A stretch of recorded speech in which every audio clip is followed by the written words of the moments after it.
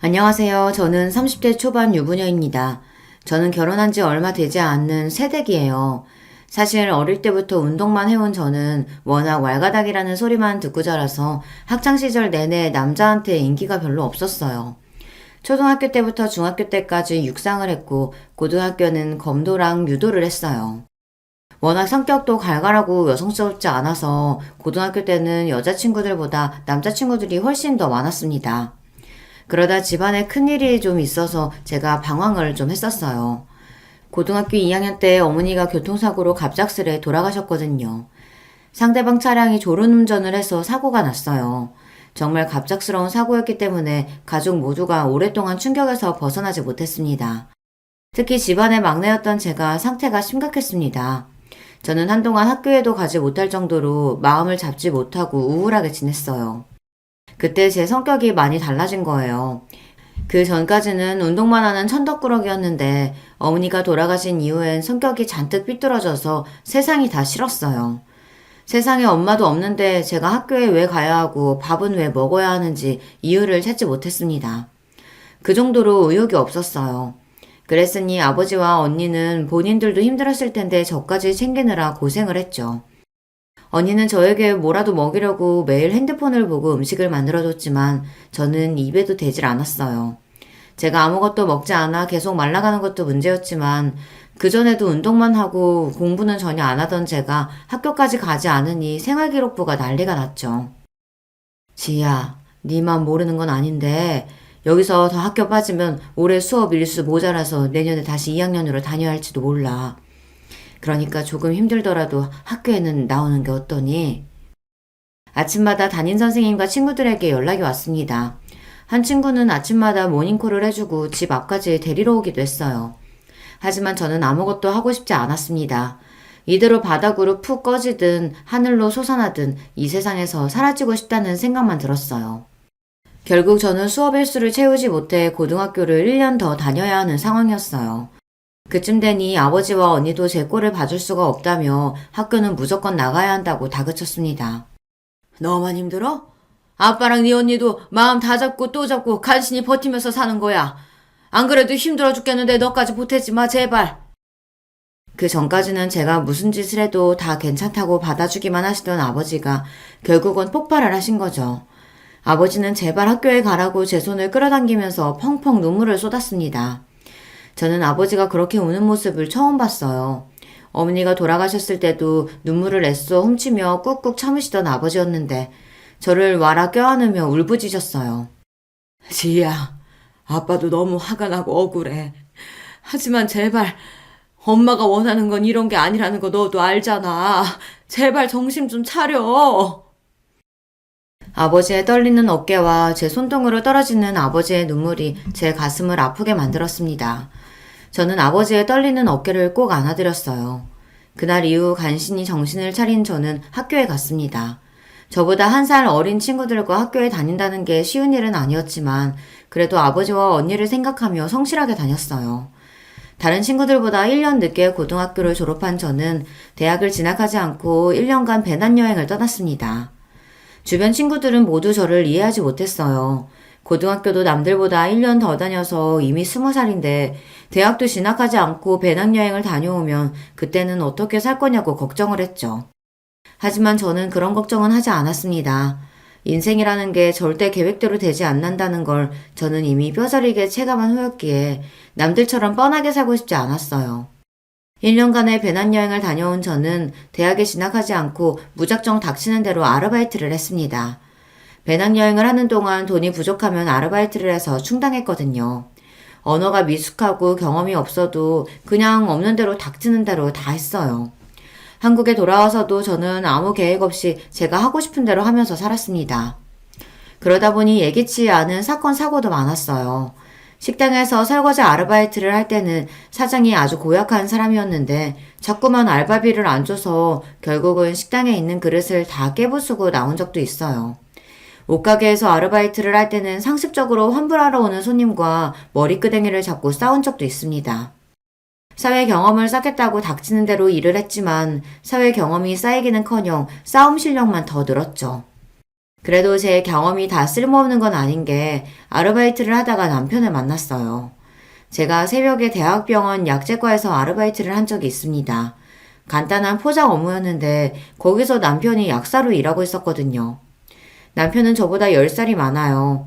처음엔 그냥 아저씨라고 생각해서 편하게 지냈는데 매일 만나다 보니 사람이 다정하고 자상한 게 너무 좋은 사람이더라고요. 거기다가 남편도 여행을 좋아해서 이야기를 나누다 보면 시간 가는 줄 모르고 대화를 했습니다. 저는 살면서 이렇게 말이 잘 통하는 사람은 처음 만나봤어요. 그러다 서로 가까워져서 연애도 하고 결혼 이야기까지 나왔어요. 제가 워낙 평범하게 살아온 사람은 아니다 보니 결혼을 한다고 했을 때 주변에서 다들 놀랐어요. 특히 저희 아버지가 가장 놀라셨죠. 남 다 가는 대학도 안 가고 취직도 안 하고 살길래 결혼은 당연히 물 건너갔구나 했는데 아이고 약사 사위를 데려오다니 나 원참 신기하네. 난 지희 네가 나보다 시집 먼저 갈 거라고는 생각도 못했다. 제부 우리 꼴통 데려가줘서 너무 고마워요. 다른 부모님들은 10살 많은 남친을 결혼하겠다고 데려오면 반대하기도 한다는데 저희 아버지랑 언니는 두 팔 벌려 환영했습니다. 오히려 저처럼 대책 없는 애랑 결혼을 해줘서 고맙다고 했어요. 남친이 나이가 많아서 결혼이 급한데 동생들이 먼저 장가가서 자기만 노총각이라고 빨리 하자고 하더라고. 그때까지는 제가 철이 없어도 너무 없었습니다. 남편이 저보다 나이가 많다 보니 결혼을 서둘렀어요. 남편한테 남동생이 둘이나 있었는데 둘 다 의사라 의대 다닐 때 진짜 결혼해서 조카도 있다고 하더라고요. 그래서 집안에서 다들 본인을 노총각 취급한답니다. 아무것도 모르는 저는 그냥 좋아하는 사람하고 같이 사는 게 결혼이라고 너무 쉽게 생각했어요. 그래서 노총각 남친을 구제해주는 셈 치고 결혼을 하기로 했습니다. 그런데 제가 결혼을 너무 만만하게 생각했나 봐요. 남편과 같이 사는 건 너무 좋지만 생각하지 못한 부분들이 있었어요. 바로 시댁 식구들입니다. 저희 시댁은 제가 생각했던 것과는 너무 달랐어요. 지금만 생각하면 제가 너무 순진했던 것 같아요. 남편도 약사인데다가 아래 동생들과 동서들도 모두 다 의사라고 했을 때 진작 알았어야 했는데 제가 너무 뭘 몰랐던 거죠. 남편의 집안은 금수저 중 금수저, 다이아몬드 수저 정도 되는 집안이었습니다. 어떻게 보면 시부모님께서 저 같은 애를 며느리로 허락하신 게 신기할 따름이었죠. 시부모님은 두 분 다 교수세요. 시아버지는 경제학 교수시고 시어머니는 간호대 교수이십니다. 두 분 다 외국에서 공부를 하고 오신 분들이라 결혼을 늦게 하셔서 연세가 많으세요. 그러다 보니 시부모님들은 저를 보시면 마냥 귀엽다고 예뻐해 주셨어요. 우리 집 맏며느리가 제일 막내로 들어올 줄 누가 알았겠어? 20대라 그런가 아기가 따로 없네. 제가 만으로 27살에 시부모님께 인사드리고 28에 결혼을 했어요. 그렇게 이른 나이는 아닌데도 시동생들과 동서들보다 제가 나이가 어리다 보니 시부모님들은 저를 아기 취급하시더라고요. 아이 그러게. 그래도 집안에는 순서라는 게 있는 거니까 나이는 어려도 둘째랑 막내가 깍듯하게 형님이라고 불러라. 너희도 형수님이라고 부르고.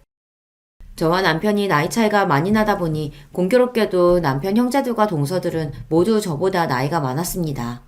그때까지만 해도 서로 나이 차이가 있다 보니 금세 가까워지기엔 시간이 좀 걸리겠구나 싶었는데 제가 착각을 했더군요. 시동생들도 동서들도 애초에 저와 가깝게 지낼 생각이 없었어요. 시동생과 동서들은 저에 대해 잘 알지도 못하면서 제 나이와 하는 일을 듣고는 자기들 마음대로 저에 대한 편견을 갖고 무시하는 것 같더라고요. 결혼식을 치르고 얼마 되지 않아 시댁에 일이 있어서 가족들이 모두 모였어요. 식사가 끝나고 남자들은 볼링을 치러 간다길래 여자들끼리 커피를 한 잔 마시고 있었죠. 그때 작은 동서가 불쑥 저더러 이상한 질문을 하더라고요.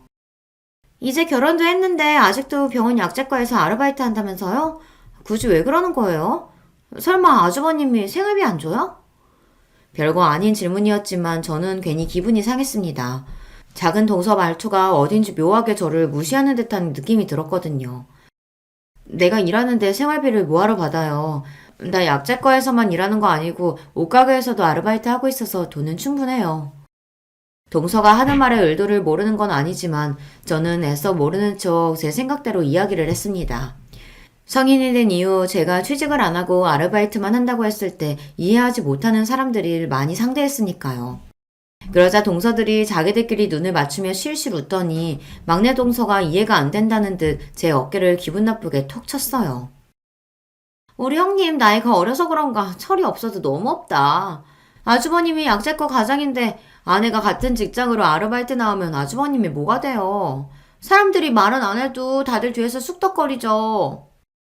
막내 동서랑 막내 시동생이 남편이랑 같은 대학병원에서 일해요. 그러다 보니 저와 남편이 연애할 때부터 막내 동서가 약작과에 저를 보러 온 적이 있습니다. 그때도 제가 지나가다가 인사하면 인사도 잘 안 받아주고 모르는 척 지나간 적도 있었어요. 아마 제가 나이가 어리다 보니 남편이랑 대충 만나다가 헤어질 줄 알았던 것 같아요. 제 일인데 오빠랑은 무슨 상관이에요. 우리가 결혼했다고 제가 굳이 일을 그만둘 필요는 없죠. 어머, 고작 새벽에 나가서 아르바이트 하는 걸 가지고 일이라고 하니까 너무 웃긴다. 약작가에서 최저시급은 줘요? 아니면 나한테 말해요. 내가 위에다가 이야기해 줄 테니까. 설마 새벽에 나가서 일하는데 최저시급은 주겠지. 근데 요즘은 고졸이면 취직하기 많이 힘든가? 형님은 그래서 아르바이트 하는 거예요? 대학도 안 나오고 직업도 없이 30을 앞둔 상태에서 10살이나 많은 남자와 결혼한 제가 남들 보기엔 한심하다는 걸 저도 압니다. 하지만 이 모든 건 다 제 선택이었어요. 제가 책임지는 제 인생이니 제가 하고 싶은 대로 하고 사는 것 뿐입니다. 남에게 피해를 주는 것도 아니고 신세를 지는 것도 아닌데 제가 왜 동서들에게 이런 이야기를 들어야 하는 건지 오히려 제가 더 불쾌했죠. 뭐 고졸이 대졸보다 취직이 어렵긴 하겠죠. 근데 난 아직 취직하고 싶은 생각이 없어서 이력서도 안 넣어본 거라 잘 모르겠네요. 동서들과 저는 다릅니다. 서로 살아온 환경이나 방식도 다르고 가치관도 다르다 보니 이야기를 나눠봐야 서로 좋을 게 없는 관계잖아요. 그러다 보니 저는 더 이상 이야기하고 싶지 않았어요. 그런데 동서들은 뭐가 그렇게 재미있는지 제가 무슨 말만 하면 실실 웃었어요. 그것도 아주 기분 나쁘게 말이죠. 와, 형님, 자신감이 대단하네요. 하긴, 그래서 취집에 성공한 건가? 작은 동서의 입에서 나온 취집이라는 말이 저는 뭔지 몰라 의아한 표정을 지었어요. 그러자 막내 동서가 저에게 취집이라는 단어를 모르냐고 대묻더니 또 자기들끼리 깔깔 웃더군요. 그러더니 하는 말이 기가 막혔어요. 취업 대신 시집이라는 말인데 우리 젊은 형님은 그런 말도 모르셨구나? 하긴 사회생활을 안 해봤으니 잘 모를 수도 있겠다. 동서들의 말에 저는 순간 얼굴이 빨개졌습니다. 동서들은 저를 능력도 없으면서 조건 좋은 남자를 골라 꼬셔 결혼한 것처럼 몰아갔어요. 근데 가만 보면 형님이 제일 승자이긴 해요. 우리는 학교 다닐 때부터 공부만 하다 힘들게 의대 가서 20년 내내 공부만 하다 의사 남편 만나서 결혼한 건데 형님은 내내 놀기만 하다가 아주버님처럼 능력 있고 자상한 남편에 우리 시부모님처럼 편견 없고 다 받아주시는 좋은 분들 만난 거잖아요. 아유, 생각해보니까 좀 억울하네. 그러게, 우린 죽어라 공부하고 열심히 살아서 의사 남편을 교수 시부모님 만난 건데 형님은 노력한 것도 없이 우리 집 맏며느리 자리를 떡하니 얻은 거네요. 와, 나도 이럴 줄 알았으면 그냥 의대 가지 말걸 놀걸. 아우, 억울해. 저는 동서들 말을 듣다 너무 기가 막혀서 말문이 턱하고 막히고 말았어요. 세상에 저런 논리가 어디 있습니까? 저는 너무 황당해서 상종하고 싶지도 않았어요. 동서들은 다들 조건만 보고 결혼했나 봐요. 남편이랑 시댁을 어떻게 그런 식으로 말할 수가 있어요? 어머, 우리 형님 농담 좀 한 거 가지고 또 정색하신다. 농담이에요, 농담. 역시 우리 형님이 사회성이 좀 부족하다니까. 저는 동서들과 대화를 하다 보면 도마 위에 생선이 된 것만 같은 기분이 들었어요. 물속이 아닌 허공에 붕붕 떠 있는 것도 불안한데 자기들 마음대로 이쪽으로 썰었다 저쪽으로 썰었다 사람을 가지고 노니까요. 그러던 어느 날이었습니다. 시어머니 생신이라 며느리들끼리 선물로 오래된 냉장고를 바꿔드리기로 했어요. 그래서 동서들이랑 셋이 백화점에서 만났습니다. 사실 저는 만나기 전부터 이미 긴장한 상태였어요. 결혼하고 시댁에서 동서들을 만날 때마다 썩 유쾌한 이야기를 나눈 적이 없었기 때문에 오늘은 또 동서들이 뭘 가지고 사람을 괴롭힐까 걱정됐거든요. 더군다나 남편이나 시부모님도 없이 셋이서만 만나기로 했으니까요. 그런데 역시나 동서들은 저를 가지고 놀리려고 작정을 하고 왔더군요. 냉장고를 고르고 잠깐 커피숍에 들어가 이야기를 나누는데 막내 동서가 또 뜬금없이 사람을 긁는 이야기를 꺼냈어요. 냉장고가 600만 원이니까 새 집이 200만 원씩 내면 되겠네요. 어머, 참, 이건 그냥 큰 아주버님께 말씀드릴 걸 그랬나? 큰형님은 200만 원 내기 어려우실 거 아니에요. 동서는 그런 말을 그렇게 대놓고 해. 형님 아르바이트해서 생활비도 간신히 벌 텐데 200이 있겠어? 당연히 없지. 형님 지금 안 주셔도 되니까 아주버님한테 이야기해서 200만 원 저한테 보내주세요. 제가 결제할게요. 저는 살다 살다 이런 사람들은 처음 봤습니다. 저는 초, 중, 고 내내 운동을 해서 그런지 한 번도 애들한테 놀림을 받는다거나 따돌림을 당한 적이 없어요. 가끔 남자애들이 놀려서 제가 발차기만 한 번 하면 다들 놀라서 그때부터는 일절 안 놀렸거든요. 물론 학교에 여자애들끼리도 서로 험담하고 괴롭히는 애들이 종종 있긴 했지만 그때는 어릴 때잖아요. 동서들은 마흔이 된 나이에 의사시긴 하는 사람들이 고작 이제 가서른이 넘은 저에게 왜 이렇게까지 하는 건지 이유를 알 수 없었습니다. 단순히 본인들은 열심히 공부하고 의사돼서 이런 좋은 시댁을 만난 건데 저는 아무것도 한 거라고는 없이 좋은 시댁을 만나 편하게 누리고 사는 것 같으니 뭔가 억울하고 화가 나는 걸까 싶기까지 하더라고요. 아무리 그래도 특별한 이유도 없이 만날 때마다 사람을 무시하는데 저도 슬슬 화가 나고 스트레스가 쌓이더군요. 동서들이 내 걱정해주는 건 고마운데요. 나 20살부터 아르바이트 시작해서 모아놓은 돈 많아요. 결혼할 때 혼수랑 예단도 아버지 도움 없이 내가 다 할 정도로 모았는걸요. 그러니까 돈 200만 원 없을까봐 내 걱정할 필요 없어요. 냉장고 값은 내가 오늘 결제할 테니까 동서들이 편할 때 나한테 돈 보내줘요. 저도 괜히 자존심이 상해서 냉장고 값은 제가 먼저 내겠다고 큰 소리를 쳤습니다. 이건 돈에 대한 문제가 아니에요. 동서들의 마음 깊은 곳에 박혀있는 저에 대한 편견이 자꾸만 저를 건드렸습니다. 나이 어린 손윗동서라는 게 나이 많은 동서들에게는 쉽지 않다는 거 저도 잘 압니다. 그래서 저도 실수 안 하려고 시댁에만 가면 항상 긴장하고 조심하려고 했어요. 자꾸만 저를 무시하는 동서들에게도 저는 책 잡히고 싶지 않았고요. 그래서 말도 꼬박꼬박 존댓말을 했습니다. 그런데 동서들은 저를 너무 배려하지 않았습니다. 아니, 배려까지는 바라지도 않아요. 보통 다른 동서들끼리 지내는 정도로만 해줘도 너무 고마울 것 같아요. 그러던 중 동서들과 일이 또 있었는데요. 제 기억에 시어머니 생신 때였던 것 같아요. 시어머니께서 냉장고도 마음에 들어 하시고 예약한 식당도 맛있어서 시어머니의 생신 파티가 기분 좋게 마무리되는 것 같았습니다. 그러다 시어머니의 생신 케이크를 함께 먹으려고 잠깐 시댁에 들렸어요. 그런데 주방에서 함께 케이크와 커피를 준비하던 동서들이 굳이 또 학교 때 이야기를 꺼내며 또 저를 자극하기 시작하더라고요. 흥미없는 학교 이야기에 저는 끼고 싶지 않아 동서들의 대화에 참여하지 않았습니다. 묵묵히 커피를 준비하고 있었어요. 평소에도 동서들은 툭하면 둘이 의대 때 이야기를 하거나 인턴 때 힘들었던 때 이야기를 하면서 저를 자주 따돌렸었거든요. 그런데 그날은 이상하게 굳이 저에게 질문을 해주더라고요. 형님은 이런 이야기 재미없나? 하긴 형님이랑 우리랑은 나이 차가 있어서 세대 차이 나기는 하겠다. 형님이 나랑 7살 차이니까 11학번인가? 아니다, 12학번?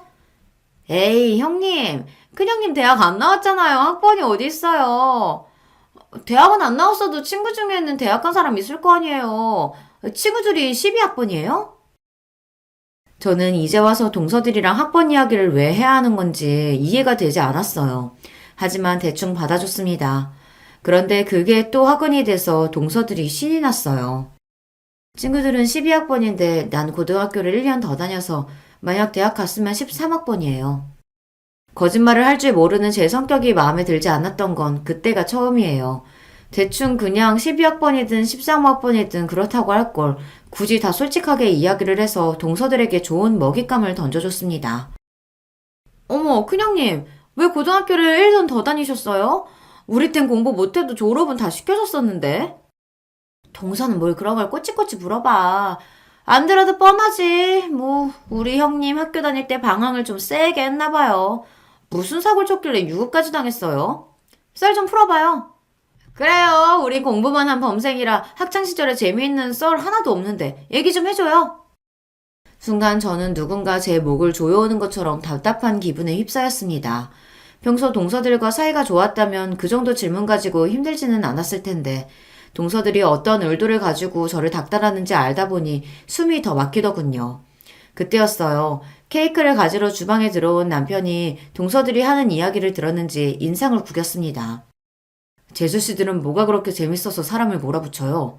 이 사람 고등학교 때 어머니가 사고로 돌아가셨어요. 그래서 학교에 못 나갔던 거고요. 이제 좀 궁금한 게 풀렸어요? 저희 친정어머니가 고등학교 때 사고로 돌아가셨다는 걸 남편이 시부모님께는 결혼 전에 말씀드려 알고 계셨지만 시동생들과 동서들은 모르고 있었어요. 굳이 자세하게 설명할 일은 아니라고 생각해서 그냥 돌아가셨다고만 했습니다. 동서들에게 남편이 이런 식으로 이야기할 일은 아니었지만 동서들이 자꾸만 저에게 선을 넘으니 남편도 화가 났던 것 같아요. 이 형님은 그런 일이 있었으면 그냥 얘기를 하시면 되지. 사람 민망하게 또 왜 가만히 계셨어요? 그러게, 괜히 우리만 또 나쁜 사람 됐네. 아주버님, 저희는 정말 몰라서 그런 거예요. 나쁘게 생각하지 마세요.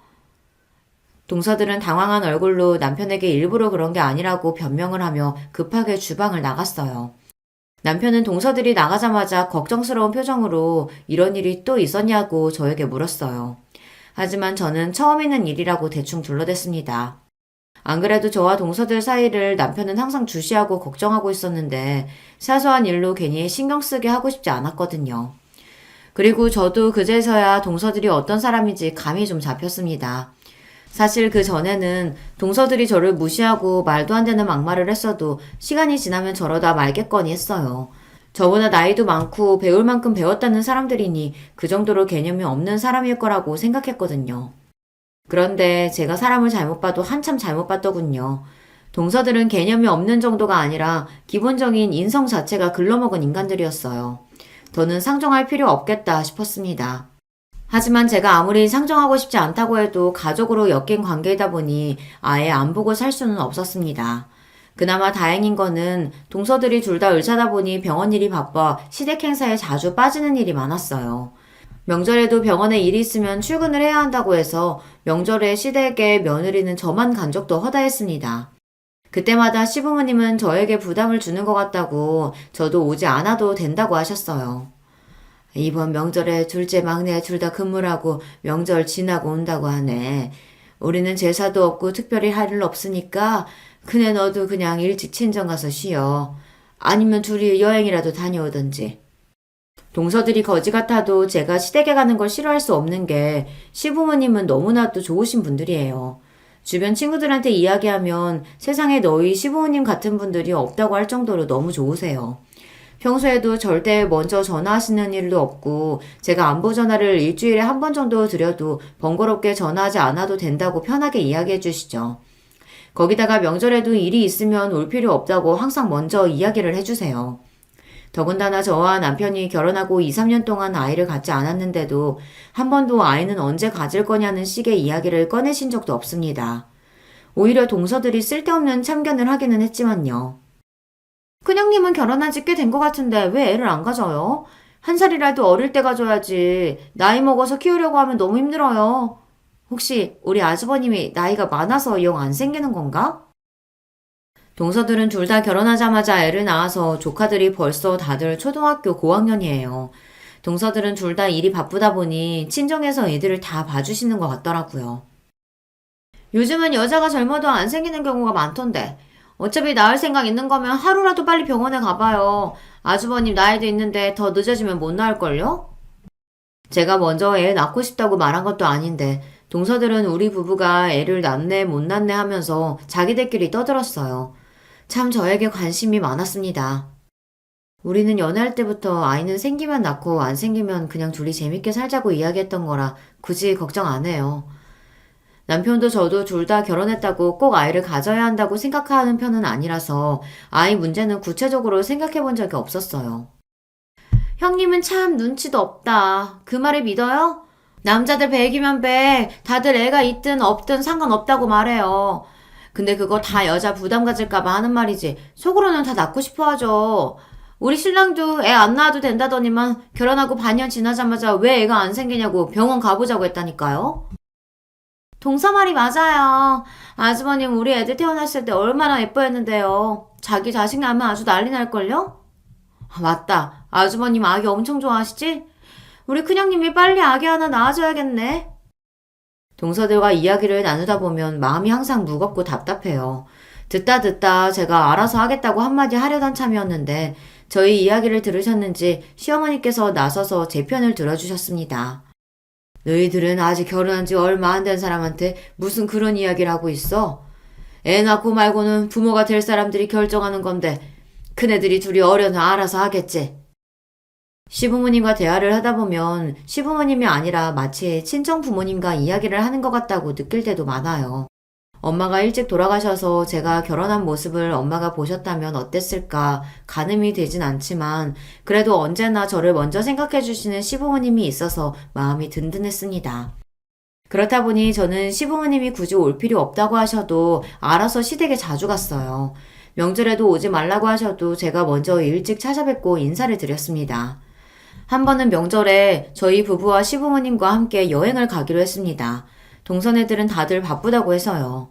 시아버지께서 전에 일본에 한 번도 가본 적이 없다고 하신 게 생각나서 일본 온천 여행을 제가 예약했거든요. 제가 20대 때 배낭여행으로 혼자 갔던 일본 시골 온천이 있었는데 너무 좋았었거든요. 역시나 시부모님도 너무 좋아하셨어요. 여행을 갔다 와서도 주변에 여러 번 이야기하실 정도로 너무 좋았다고 하시더라고요. 내가 미국이며 유럽이며 안 가본 나라가 없었는데 일본 시골에 가서 이렇게 즐겁게 지내다 올 줄은 몰랐다. 비행기도 금방 가고 숙소며 음식도 너무 좋아서 시간 가는 줄 모르고 놀다 왔다니까. 우리 큰며느리 덕분에 우리가 아주 호강했어. 시아버지는 워낙 출장이 잦으셔서 젊어서부터 안 가본 나라가 거의 없으신 분인데 원래 여행은 별로 안 좋아하신대요. 비행기 타는 것도 싫어하시고요. 그런데 이번 일본 여행은 제가 하나부터 열까지 준비를 너무 잘해서 좋았다고 하셨습니다. 물론 여행 준비하느라 고생한 저를 생각해서 하신 이야기라는 걸 알지만 그래도 가족들 앞에서 너무 좋았다고 계속 이야기를 해주시니 저도 뿌듯했어요. 그런데 시아버지께서 저를 칭찬하시는 게 동서들은 또 마음에 안 들었나 봐요. 굳이 싫은 소리들을 한마디씩 보태더군요. 큰형님, 천상 고민 줄 알았더니만 이제 보니 아주 여유가 따로 없네요. 우리 바쁜 틈에 어느새 그렇게 아버님께 여우짓을 해서 점수를 땄어요. 아버님이 아주 큰형님 칭찬만 해서 우리는 아주 민망해 죽는 줄 알았어요. 작은 동서는 말로만 저에게 형님이라고 하지 사실 저를 거의 아랫사람보다 못한 취급을 해요. 저보다 나이가 훨씬 많으니 웬만해선 저도 넘어갔는데 그날은 말을 대놓고 재수없게 하더군요. 동서가 내가 많이 부러웠나 보네. 아버님한테 점수 딴 게 부러우면 동서들도 어머님 아버님 좀 챙겨요. 매일 일만 하지 말고. 그날은 저도 시아버지의 칭찬에 어깨에 뽕이 좀 들어갔어요. 그런지 동서들을 내려다보며 은근히 반말을 좀 섞기도 했어요. 동서들은 제 행동에 기가 막혀서 할 말이 없는지 입을 꾹 다물더군요. 솔직히 동서 둘 다 항상 일 핑계로 시부모님을 챙기지 않는 건 사실이니까요. 그러던 어느 날이었습니다. 저에게 좋은 일이 하나 생겼습니다. 1년 넘게 준비했던 자격증을 다 취득하고 취직까지 됐어요. 사실 하고 싶은 일도 좋아하는 일도 딱히 없었던 저는 평생 그때그때 하고 싶은 일을 아르바이트로 하면서 살아갈 생각이었습니다. 어딘가에 소속되지 않고 다양한 사람들을 만나는 경험이 저는 좋았거든요. 그런데 결혼도 하고 주변에 자신의 꿈을 위해 열심히 사는 사람들을 보다 보니 저도 뭔가 해내고 싶다는 생각에 난생 처음으로 마음을 다잡고 공부를 했어요. 워낙 공부한 지 오래되기도 했고 이제 나이도 있다 보니 젊은 친구들보다는 시간이 좀 걸렸지만 그래도 항상 곁에서 응원해주는 남편과 시부모님 덕에 해냈습니다. 저는 감사한 마음을 보답하고 싶은 마음에 가족들을 집으로 초대했습니다. 늦은 나이에 부끄럽지만 첫 번째 정규직 취직을 축하하고 싶어서요. 그런데 예상대로 목대먹은 동서들은 이런 날까지 초를 치더군요.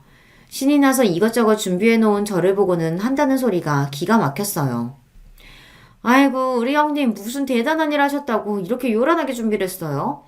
뭐 취직이라고 해봤자 아르바이트랑 별반 차이 없지 않아요? 그거 연봉 3천은 받아요. 그거 가지고 무슨 파티까지 해요. 누가 보면 의사 면허라도 딴 줄 알겠네. 그러게요. 나이 30 넘어서 간호조무사 자격증 하나 따서 고작 요양병원에 취직했으면서 그걸 가지고 파티까지 해요? 아휴, 나 같았으면 너무 민망할 것 같은데. 형님, 지금이라도 제가 우리 병원에 자리 알아봐드려요? 요양병원 할머니 할아버지들만 득실돼서 그 돈 받고 일하기 빡셀 텐데. 동서들은 제 걱정을 한다는 명분으로 신이 나서 비아냥거렸습니다. 평소 같으면 들을 가치도 없다 싶어서 대꾸도 안 했을 텐데 그날은 어쩐지 속이 많이 상하더라고요. 저는 갑자기 울컥하는 마음이 들어 그 자리를 피해버렸습니다. 이러다가 동서들 앞에서 주책맞게 눈물을 쏟을 것 같아서요. 화장실로 급하게 들어가려던 그때 집에 도착하신 시아버지와 정면으로 딱 마주쳤어요. 눈에 눈물이 가득 고인 저를 발견한 시아버지께서는 놀라서 어쩔 줄 몰라 하셨습니다. 그네야, 너 무슨 일이야? 이 좋은 날 갑자기 왜 울고 그래? 시아버지의 다정한 목소리에 저는 순간 이성을 잃고 말았어요. 저는 결국 참지 못하고 시아버지 앞에서 눈물을 쏟아내고 말았습니다. 아버님, 그게 사실은요, 동서들이... 시아버지에게 일러바칠 생각은 아니었는데 이미 한 번 터진 울음은 멈출 생각을 하지 않았습니다. 저는 어린아이처럼 눈물을 펑펑 쏟으며 시아버지에게 하소연했어요. 그날 있었던 일뿐만이 아니라 지금까지 있었던 일까지 전부 다요. 평소에도 동서들이 고졸에 제대로 된 직업도 한번 가져본 적 없는 저를 무시하고 가족으로 생각하지도 않았지만 오늘은 동서들의 행동에 너무 화가 나서 도저히 참을 수가 없었거든요. 다른 날도 아니고 저에게 좋은 일이 있어서 기쁜 마음으로 초대한 건데 동서들이 너무 무례했어요. 생각 같아서는 동서들의 머리끄댕이라도 잡고 본때를 보여주고 싶었지만 기분 좋은 날 분위기를 망치고 싶지 않아 꾹 참다 보니 저도 모르게 시아버지 앞에서 눈물이 터져버렸습니다. 시아버지는 제 등을 연신 토닥여 주시더니 그만 울라고 하셨습니다. 제 이야기를 끝까지 들은 시아버지는 순식간에 표정이 차갑게 변해버렸어요. 그러고는 생각지도 못한 일이 벌어졌습니다. 그네, 네가 잘못한 것도 없는데 울긴 왜 울어? 안 되겠다. 내가 이것들을 아주 혼쭐을 내줘야지. 그때까지는 저는 시아버지께서 저를 위로하려고 그냥 하시는 말씀인 줄 알았어요. 평소 누구에게도 화내는 걸 본 적 없는 시아버지께서 며느리들에게 혼쭐을 낸다는 건 상상도 안 됐으니까요. 그런데 시아버지께서도 제 말에 화가 많이 나셨는지 평소 한 번도 본 적 없는 표정으로 집 안으로 들어가 동서들과 가족들을 모두 다 불렀습니다. 그러더니 하시는 말이 놀라웠어요. 지금부터 내가 하는 말 잘 들어라. 우리 맏며느리가 굳이 일 안 해도 문제없이 살고 있었는데 갑자기 간호조무사 자격증 딴 건 다 나 때문이다. 생각지도 못한 시아버지의 말씀에 거실에 모인 가족들은 다들 의아한 표정을 지었습니다. 제가 간호조무사 자격증을 딴 게 시아버지 때문이라니 말도 안 되는 소리니까요. 아버지, 그게 무슨 말씀이세요? 형수가 아버지 때문에 간호조무사 자격증을 왜 따요? 동서들은 그게 무슨 소리냐고 다들 한마디씩 보탰습니다. 그러자 시아버지께서 잔뜩 날카로워진 눈빛으로 동서들을 쏘아보았어요. 그러고는 잔뜩 화가 난 말투로 단호하게 말씀하셨습니다. 집에 의사가 발에 치이게 있으면 뭐하냐? 부모 몸에 이상 생기는 것도 전혀 몰랐으면서. 내가 얼마 전부터 말하는 속도가 자꾸 느려지고 움직이는 속도도 느려지는 것 같아 그네 보고 병원에 가자고 했다. 나는 별거 아니라고 괜찮다고 계속 그랬는데 그대가 병원에서 일하면서 나랑 비슷한 증세로 병원에 왔던 환자 봤다면서 고집 부렸다. 무조건 병원에 가야 한다고. 그때까지도 동서들은 대수롭지 않다는 듯 콧방귀를 꼈습니다. 오히려 저를 째려보고 있었어요. 그네가 하도 걱정을 하길래 못 이기는 척 같이 병원에 갔는데 글쎄 내가 파키스병 초기라더라. 시아버지의 말에 가족들은 그제야 모두 놀라 입을 쩍 벌렸습니다. 저와 저희 남편 말고 다른 가족들은 아무도 모르고 있었으니까요. 당신은 그렇게 중요한 일에 나한테까지 말을 안 하면 어떡해? 시어머니는 어떻게 본인에게도 말을 안 할 수 있냐며 눈물이 그렁그렁한 눈으로 시아버지의 손을 꼭 잡으셨습니다. 시아버지도 그럴 수밖에 없었던 게 시어머니께서 얼마 전 갑상선 저하증 진단을 받으셔서 계속 검사를 받고 있었고 하시던 일도 그만두고 쉬고 계셨어요. 그러다 보니 시아버지도 아프시다고 하면 시어머니께서 걱정을 많이 하실까봐 저와 남편에게 다른 가족들에게는 이야기하지 말라고 신신당부를 하셨습니다. 그네 덕분에 일찍 병원 가서 다행히 중요한 검사들은 다 받았다. 심각한 건 아니고 운동 치료하면서 약 먹으면 증세 호전된다고 하더라. 계속 치료받고 약 먹고 했더니 다행히 많이 좋아졌고. 아버님, 자식이 넷이나 의사인데 어떻게 저희한테 아무 말도 안 하시고 아무것도 모르는 형님이랑 병원에 가실 수가 있어요? 병원에 다녀오시자마자 저희한테 이야기를 하셨어야죠. 작은 동서는 뭐가 그렇게 억울한지 미간까지 구기며 저를 쏘아보더니 시아버지께 원망 섞인 소리를 해댔습니다. 마치 제가 일부러 말을 안 하기라도 한 것처럼요. 그 모습에 저는 절로 웃음이 튀어나왔어요. 이제와 저를 견제하는 동서의 태도가 기가 막혀서요. 너희한테 말을 하라고? 솔직히 이제와 말이지만 너희 매일 병원 바쁘다는 핑계로 나나 너희 시어머니한테 안부 전화라도 한 번 한 적이 있니? 명절이고 생일 때도 일 있으면 당연하게 오지도 않아서 1년에 한두 번 볼까 말까인데 내가 그거 조금 아프다고 너희한테 뭐라고 말을 해? 시아버지는 그동안 동서와 자식들에게 서운했던 마음을 털어놓으셨어요. 에이, 아버님도 저희가 뭘 또 전화를 안 한다고 그러세요. 암튼 이제라도 알았으니까 우리 병원에 한번 오세요. 제가 정밀검사 해드릴게요. 아니야, 동서. 파킨슨은 동서네 병원보다 우리 병원이 훨씬 유명하니까 내가 예약해둘게. 아버님, 우리 병원으로 오세요. 동서들은 그제야 본인들이 병원에 예약을 해둘 테니 자기네 병원으로 오라고 앞다투어 이야기했습니다. 그러자 시아버지께서 피곤하다던 듯 고개를 저었어요. 너희만 의사니? 나도 큰 병원에 아는 녀석들 친구들 많아. 다들 교수의 원장이야. 내가 아는 의사가 없어서 병원에 못 가겠어? 검사는 큰애랑 지겨울 만큼 받았으니까 너희는 신경 쓰지 말어. 아버지, 그럼 왜 그렇게 화가 나신 거예요? 사실 형수가 간호조무사 자격증 좀 딴 게 대단한 일은 아니잖아요. 그거 좀 이야기했다고 이러시는 거예요? 웬만해서 언성을 높이는 법이 없으신 시아버지께서 동서들이 저를 좀 무시했다고 큰 소리를 내시는 게 시동생들도 언짢았는지 불만을 토로하더군요. 그러자 시아버지는 다시 한번 한숨을 깊게 내쉬었어요. 아이고, 이 생각 없는 녀석들. 네 형수 어린 나이에 사고로 어머니 돌아가시고 내내 방황하며 지내다 여행 다니고 이런저런 아르바이트 하면서 여러 사람 만나면서 위로받고 버틴 사람이야. 그런 사람이 시아버지 나 아프다고 뭐라도 도와주고 싶다고 간호조무사 자격증까지 딴 거야. 요양병원으로 취직한 것도 그 병원에 파킨슨 요양 환자가 많다는 소리 듣고 바로 이력서 넣었고 내 병에 대해서 공부해서 옆에서 도와주겠다고. 그 마음이 얼마나 기특하냐? 그랬습니다. 사실 공부에 공짜도 모르는 제가 갑자기 간호조무사 공부를 시작한 건 시아버지께서 파킨슨병 초기라는 것을 알게 된 뒤였습니다. 제가 병원 약제과에서 일하면서 병원에 대기하고 계신 분들을 만날 일이 많았어요. 그분들을 보면서 느낀 게 당신이 아프신 것도 힘들 텐데 항상 자식들 눈치를 보신다는 겁니다. 김병에 효자 없다, 아프면 죽어야지, 이런 마음에도 없는 소리를 하면서 애써 서운한 마음을 숨기시는데 그런 모습을 볼 때마다 저는 마음이 너무 아팠습니다. 자꾸만 돌아가신 어머니가 떠올라서요. 저희 어머니는 사고로 갑작스럽게 돌아가셨다 보니 가족들과 인사를 나눌 새도 없이 가버리셨어요. 저는 그게 너무 힘들었습니다. 어린 마음에 차라리 우리 엄마가 수술을 하든 식물인간이 되든 정신이라도 살아있어서 병원에라도 누워만 있었으면 좋겠다. 그럼 얼굴이라도 볼 수 있었을 텐데 그런 마음이 있었거든요. 그러다 보니 친정아버지나 시부모님께서 연세가 드셔 건강에 문제가 생기시면 그때는 내가 무슨 일이 있어도 곁에서 외롭지 않게 해드려야지, 엄마에게 못한 못까지 다 해드려야지, 그런 마음을 가지고 있었습니다. 그런 와중에 저에게 언제나 다정하셨던 시아버지께서 제가 병원에서 만났던 환자분과 비슷한 증세를 보이시니 덜컥 겁이 나더라고요.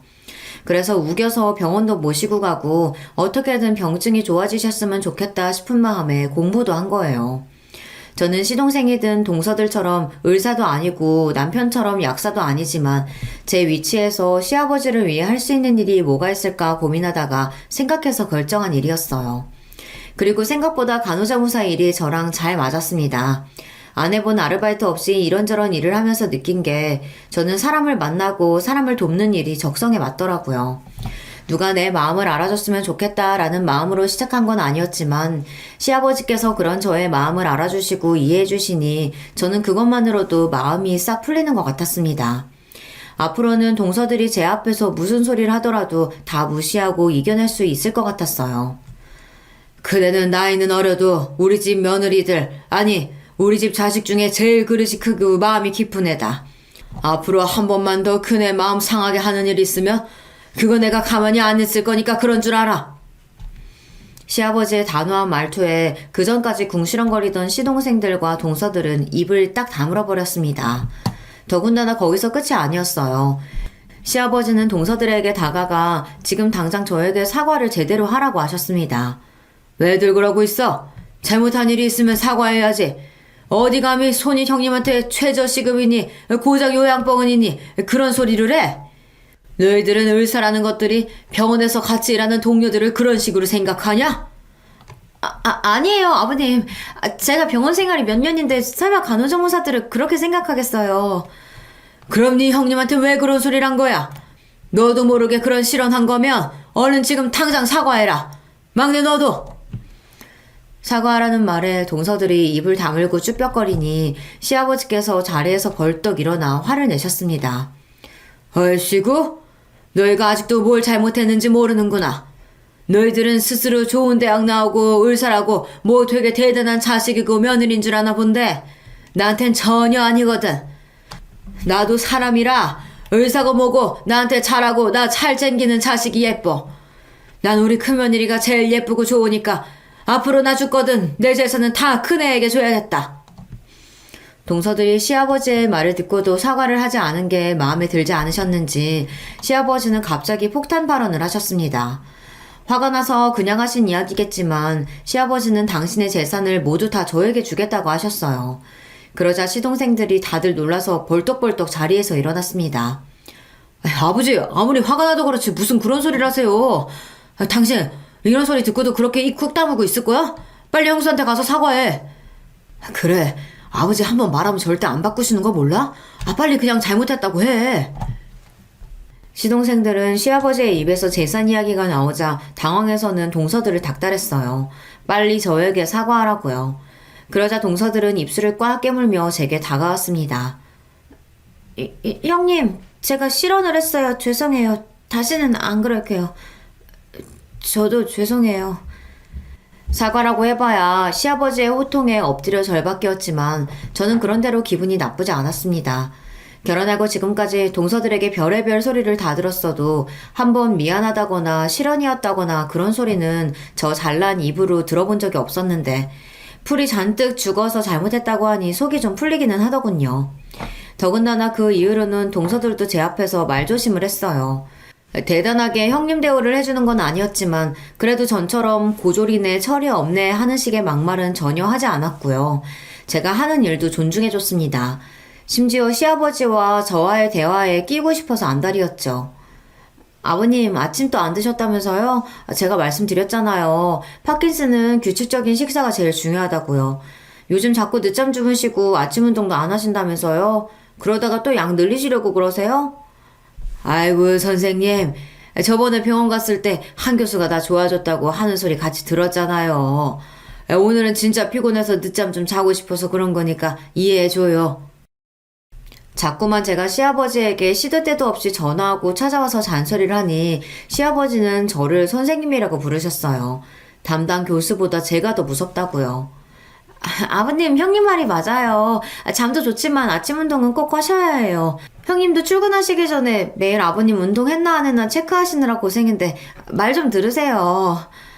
시아버지의 폭탄 발언 이후 동서들은 180도 달라졌어요. 물론 사람이 변할 리는 없죠.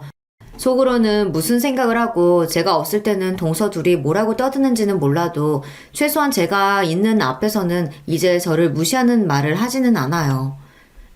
형님, 제가 의사인데 제 말이 맞죠. 요양병원에서 환자 좀 돌봤다고 그게 단줄하세요? 동서, 형님한테 그게 무슨 말버릇이야. 아니, 제가 형님을 무시한 게 아니라 죄송해요. 제가 원래 성격이 급해서 이건 그냥 실수한 거니까 아버님한테 이야기하지 마세요. 물론 간혹 습관처럼 저를 무시하던 습관이 아직 튀어나오긴 하지만 얼른 말을 주워 담으며 곧바로 미안하다고 사과를 합니다. 혹시나 또 제가 시아버지에게 일러바치기라도 할까봐요. 시아버지 덕분에 동서들과 지내는 게 전처럼 힘들지는 않아요. 그리고 저도 요양병원 일이 생각보다 고되다 보니 다른 데 신경 쓸 여력이 없습니다. 지금은 제 일과 시아버지의 건강이 제일 중요해요. 그러다 보니 생각 없는 동서들과 신경전을 할 여유 같은 건 없는 거죠. 이렇게 나이가 들다 보면 언젠가는 동서들과도 그 전에 있었던 일을 웃으면서 농담처럼 말할 수 있을 때가 올 거라고 기대합니다. 제가 이제는 어머니를 떠올려도 더는 억울한 마음이 들지 않는 것처럼 말이죠.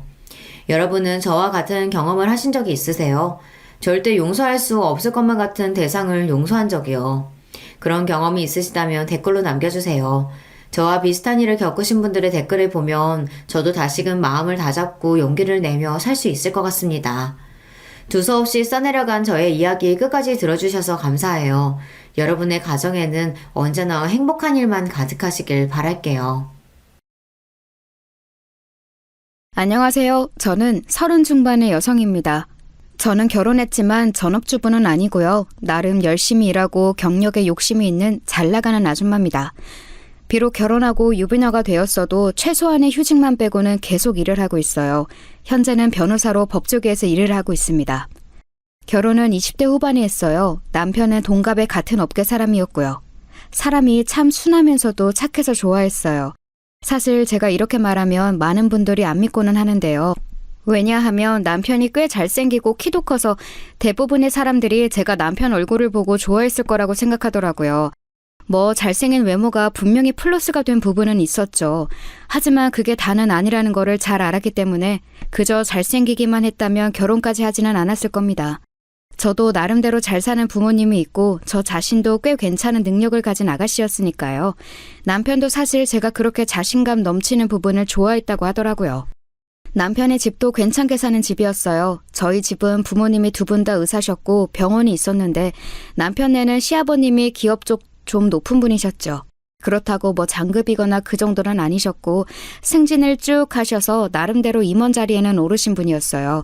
그런데 공기업이 메이저 공기업은 아니고 또 하위직에서 승진하셨던 터라 그렇게 소위 말하는 끝발이나 인맥이 좋은 타입의 임원은 아니셨던 거죠. 겉으로 보기에는 와 대단하다 하지만 실제로는 그냥 떨어지는 일 처리하기 바쁘셨던 직원에 가까운 임원이셨어요. 이걸 제가 왜 정확하게 아냐 하면 그 기업 일을 맡아서 해드렸던 로펌이 저희 회사였거든요. 이래저래 법정 소송 같은 게 걸려 있어서 그거 해결해 드리려고 거래를 했는데 당시에는 남편하고 사귀는 사이도 아니었고요. 그런데 자세히 회사 사정을 알고 나니까 시아버지가 그런 분이시더군요. 그때 일 처리가 잘 되어서 좋은 관계로 끝났고 로펌 차원에서는 쭉 계약도 이어졌지만 저는 이직하느라고 거길 나왔고요. 그런데 그 이후에 이직한 곳에서 남편을 만나게 된 거였고요. 저희 시댁에서 저를 참 많이 예뻐하셨답니다. 제가 그렇게 막 사근사근한 성격은 아니에요. 그런데 제가 일하는 모습을 직접 보셨던 시아버지께서는 우리 며느리가 아주 똑똑하고 딱 부러진다면서 저 같은 사람이 조직에 있으면 정말 무척 좋다고 칭찬을 많이 하셨었지요. 시아버지께서도 남편이 저를 며느리감이라고 데려왔을 때 많이 놀라셨지만 또 기쁘셨다고 하기도 하셨어요. 저도 물론 놀라기는 했었지만요. 남편은 밑으로 두 동생이 있었어요. 한 명은 남동생, 한 명은 여동생. 보통 시누이가 골치 아플 거라고 생각하고는 하는데 저희 시누이는 저하고 되게 쿵짝에 잘 맞는 사람이었어요. 시누이는 여성스럽거나 새침한 타입이 아니고 좀 호방하고 호쾌하다고 할까? 웃음소리도 크고 이런저런 궁리 없이 직설적으로 말하고 그 자리에서 감정 풀어버리는 타입이었거든요. 저보다 나이는 어려도 굉장히 호탕한 사람이라서 제가 무척 좋아하게 되었어요. 그래서 뭐 별다른 일이 없어도 시누이가 저의 직장 근처로 왔을 때 같이 커피 마시고 식사도 하고 제가 시누이의 직장 근처로 가면 같이 공연도 보고 그랬었죠. 시누이가 공연 제작 관련 일에 종사하고 있었거든요. 그래서인지 아주 오빠들 휘어잡는 카리스마도 대단했고요. 도리어 시동생이 좀 거슬리는 타입이었어요. 어릴 적에 시동생이 남편보다 공부를 더 잘했다고 하더라고요. 초등학교 때부터 고등학교 때까지 쭉 그랬대요. 남편은 그냥 중학교 때 평범하게 반에서 3등 안에 드는 모범생이었고 시동생은 전교에서 노는 우동생이었다고 하고요. 그러니 시동생은 특목고를 목표로 하다가 결국 외고로 진학해서 거기서도 공부를 잘해서 우수한 성적을 거뒀다고 들었어요. 그런데 그러다가 대학 시험에서 삐끗 실수를 해서 재수를 하게 되었던 거죠. 근데 재수를 해도 결과가 안 좋아서 결국 대학은 남편이 더 좋은 대학과 과를 나오게 된 거였고요. 시동생은 대학에 가서 공부를 정말 열심히 했지만 학점은 엄청나게 좋게 받고 계속 장학금을 받았는데도 취업도 굉장히 어렵게 했다더군요. 그렇게 열심히 공부한 학생이 만약 이과였다면 성격에 상관없이 좋은 곳에 취업을 했을지도 모르는데 안타깝게도 문과에 심지어 경영학과였거든요. 본인은 마케팅을 하고 싶어 했고요. 그런데 문제는 시동생이 사회성이 진짜 모자랐다는 거였어요. 시동생은 누구하고 얼굴 맞대고서 말하는 것도 힘들어했고 사교성은 아예 없었거든요. 마케팅 쪽은 많은 사람들 앞에 나가서 기획 설명하고 발표하는 것도 많은 직종인데 시동생이 그걸 할 수 있을 리가 없었죠. 그러니 본인이 아무리 공부를 열심히 했다고 해도 학점이 아무리 좋아도 취업이 제대로 될 리가 없었어요. 스펙을 열심히 쌓기는 했는데 마케팅은 주로 공모전을 보지만 공모전 쪽 아이디어도 딱히 반짝이는 타입은 아니라서 그냥 노력으로 쌓는 스펙만 많았고요. 결국은 마케팅이 아니라 그냥 일반 경영 쪽으로 중견기업에 취직하더군요. 나름대로는 돈도 많이 주고 괜찮다고 하는 기업이었어요. 보통 그래도 거기 다니면 아 거기? 라고 일부 사람들이 이름을 기억하는 정도의 기업이었으니까요. 나름 나쁘지 않았죠. 그런데 문제는 시동생이 그렇게 대학 때부터 남편보다 못 나가기 시작하면서부터 남편을 질투했다는 거였어요. 남편은 되게 온화하고 남이 어떻게 잘 나가나 못 나가나 이런 것에 아예 관심이 없는 사람이었거든요. 그냥 누가 뭐라고 해도 그러려니 하고 지나가는 타입이었고요. 그런데 시동생은 자기가 열심히 노력하는 만큼 남보다 뛰어나기를 바라는 편이었어요. 그런데 고등학교 때까지 자기보다 못하던 형이 대학부터는 비교하지 못할 정도로 잘 나가기 시작하니까 시동생은 질투가 날 수밖에 없었던 거였죠. 남편은 시동생이 뭐라고 하거나 말거나 아무 생각 없이 넘어가는 사람이었는데 결혼하려고 가족들끼리 모두 만난 날부터 저는 시동생이 거슬렸어요. 남편이나 여동생의 시누이가 저렇게 성격 좋은 사람들인데 어째서 시동생만 저런지 알 수가 없더라고요. 시부모님도 다들 좋은 분이셨는데 딱 시동생 하나만 무척 거슬리는 타입이었어요. 시동생은 남편한테만 그렇게 질투를 한 것도 아니었었죠. 심지어 남편 부인, 그러니까 형수인 저한테도 질투를 하더라고요. 예, 제가 로펌에서 변호사로 법조계에서 일하고 있으니 그게 또 고가워 보인 것 같았어요. 나이는 남편하고 제가 동갑이니 시동생보다는 한 살 많았죠. 비슷한 나이에 저나 남편이나 훨씬 잘 나간다고 여겼는지 저한테도 아주 날카롭게 반응할 때가 많았어요. 제가 시부모님하고 저희 회사 이야기를 하고 있으면 인공지능으로 가장 먼저 일자리가 없어질 업종이 법조계라고 하면서 다른 직종으로 이직 알아봐야 하는 거 아니냐고 비웃을 때도 있었고 법조계라고 해도 뭐 판사처럼 변호사가 영향력을 미치는 건 아니냐고 할 때도 있었고 그랬어요. 말로 시동생 혼내는 건 솔직히 저한테 일도 아니긴 했죠. 그런데 대부분 시동생을 만나는 자리가 시부모님하고 같이 있는 자리였고 굳이 어른들 계신 곳에서 시동생하고 트러블 만들고 싶지는 않았어요. 시부모님도 못마땅했다며 들이받았겠지만 그것도 아니고 도리어 무척 좋은 분들이셨거든요. 며느리가 시부모님 인품이 좋다고 한다면 그건 틀림없이 좋은 거예요. 그 정도로 저희 시아버지하고 시어머니는 온화하고 다정한 분이셨거든요. 그래서 솔직히 저는 시동생이 결혼 못할 줄 알았어요. 처음 만난 사람하고 눈 마주치고 이야기도 제대로 못할 정도로 사회성이 떨어지는 남자가 심지어 외모도 별로였거든요. 남편은 키도 훤칠하고 사람이 번듯하고 의젓한 데가 있었는데 시동생은 아예 그런 면이 없는 사람이었어요. 왜소하고 마르고 키 작고 뭐 그런 건 상관없어요. 자기 관리 잘하는 사람들은 그마저도 자기 매력으로 승화시키는 남자들이 있으니까요. 그런데 그저 공부하고 뭐를 읽거나 보거나 하는 것에만 집착할 뿐이지 외모나 건강에 대한 자기 관리는 조금도 하지 않더라고요. 그렇다고 됨됨이가 온화하거나 반듯하기를 하나 그것도 아니고 운동은 전혀 하지 않아서 시간이 흐를수록 점점 더 거북목이 되어가는데 아랫배는 튀어나왔고요. 마른데도 아랫배가 나오는 체형이 그렇게 꼴보기 싫은 줄 그때 처음 알았어요. 그런데 저랑 남편이 결혼하고 나서 3년쯤 지났던 어느 날 시동생이 갑자기 결혼할 여자를 데리고 온다고 하더군요. 가족들이 다 같이 봤으면 좋겠다고 시동생이 요청했다기에 어쩐 일로 그런 생각을 다 했나 싶어서 남편하고 같이 바쁜 와중에도 시간을 냈어요. 시댁으로 와서 잠깐 차만 마시고 간다기에 그런가 보다 했죠. 시동생이 그 꼴에도 어떻게 신부감을 데려왔구나 우습기도 했고요. 와, 그런데 들어온 여자친구를 보니까 눈이 튀어나올 뻔했어요. 엄청나게 예쁜 미인이더라고요. 키는 거의 170 중반쯤 되는 것 같아서 심지어 시동생보다 한 4.5cm는 큰 것 같았고요. 구두 안 신고 맨발로 집안에 들어왔을 때 본 거니 거의 정확할 거예요. 게다가 거의 완벽하게 다듬어진 피부며 패션이며 보통 사람이 아니더군요. 제가 일하면서 일반인도 보고 연예인도 봤지만 분명히 연예계 쪽 관리를 받은 사람으로 보였어요. 그리고 충분히 그럴 만한 미모였죠.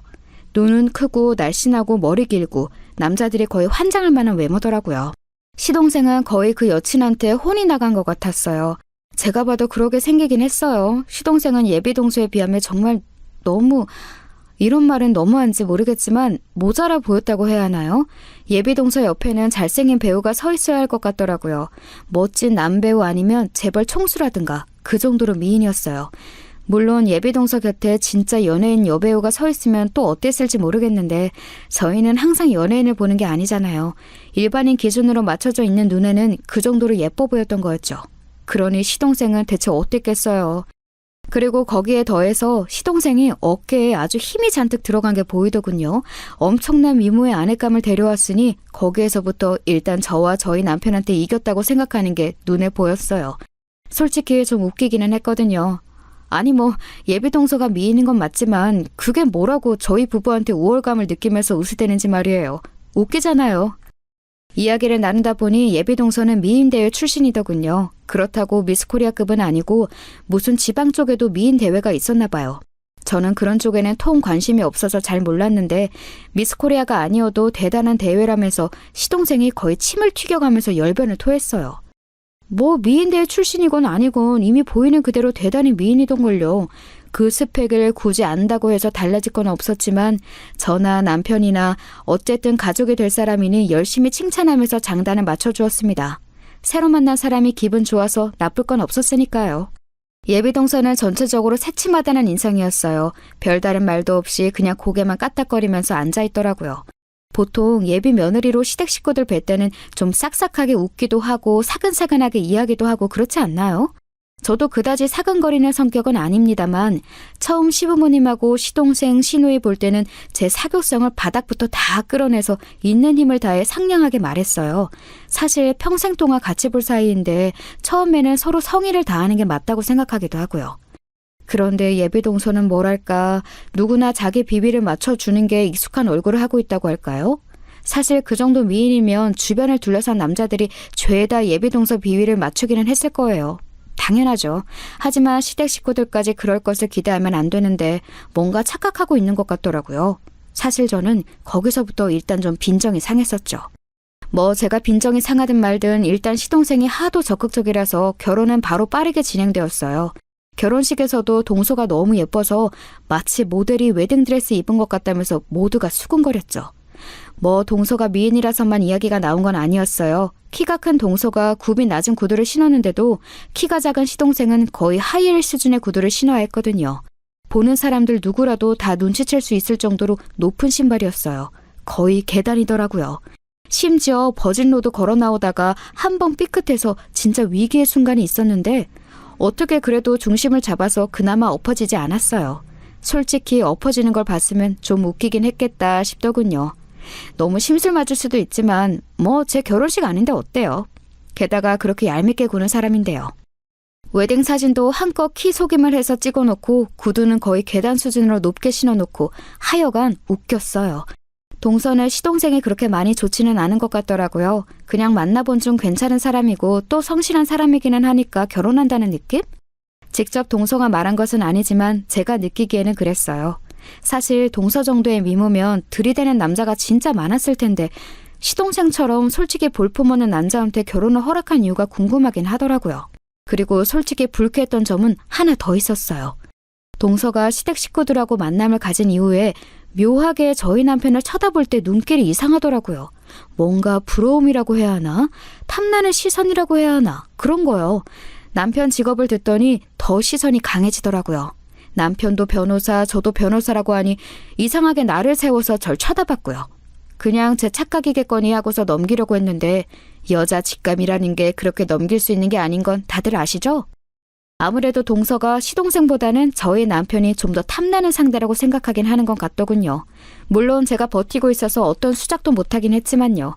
남편한테 그 말을 했더니 펄쩍 뛰면서 무슨 그런 소리를 하느냐고 놀라기는 했는데 저는 꽤 예민한 편이라서 제 쪽이 결국은 맞았던 거였어요. 동서는 직업이 없었기 때문에 그냥 가정주부로 들어앉았어요. 시댁에서 시어머니가 같이 잘 지내보자고 맛있는 음식을 하시고서는 저 쉴 때나 퇴근 후에 부르시고는 했거든요. 동서도 그때 같이 부르셨는데 오기 싫은 기색이 역력하더군요. 그래도 결혼 초라서 용 빼는 재주는 없는지 꾸역꾸역 오기는 왔는데 시어머니한테 뭔가 태도가 예의가 없었어요.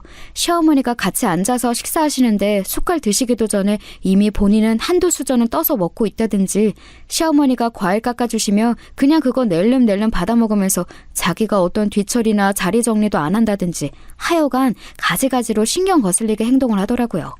저한테 그러는 건 뭐 참아 넘길 수 있어요. 어차피 동기간이고 제가 형하고 결혼했을 뿐 동서하고 어떤 직접적인 관계가 있는 건 아니니까요. 시동생도 한 치 건너 두 치고. 그런데 시어머니는 아니잖아요. 시어머니는 정말 좋은 분이셨고 아들 며느리한테 제대로 된 대접을 받으셔야 하는 분이었어요.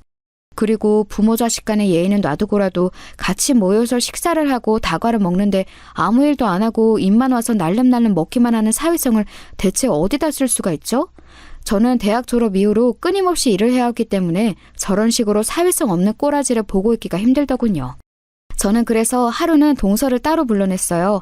처음에는 자기가 왜 따로 나가냐면서 제 만담 요청에 아예 응하지도 않으려고 하더라고요. 어처구니가 없었는데 안 그러면 집 근처로 가겠다고 했더니 미적거리면서 제 직장 근처로 나왔어요. 저는 농담이 아니라 정말로 연차 내고 시동생네 집 근방으로 가려고 했거든요. 왜요, 형님?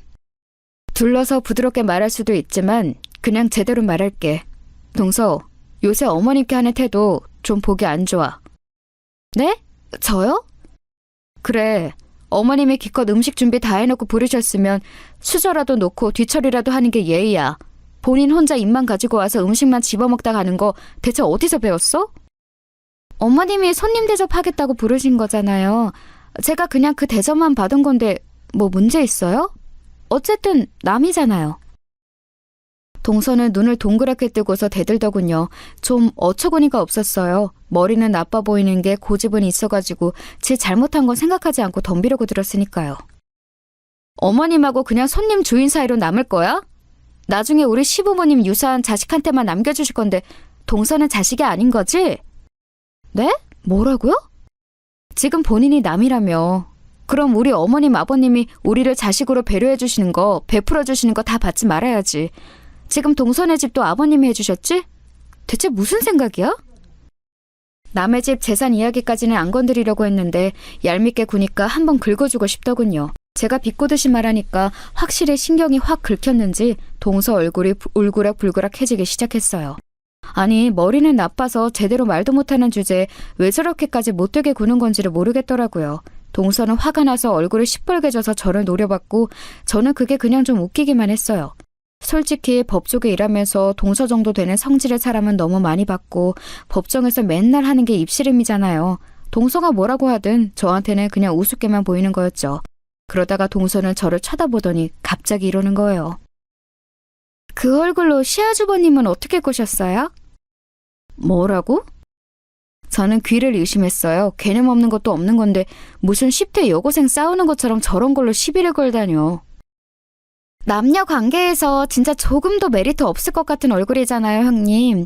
여자는 어쨌든 외모가 제일 중요한데 남자들이 보통 몸매 좋고 예쁜 여자 엉덩이에 손이 가지 똑똑한 여자 엉덩이에 손이 가겠어요?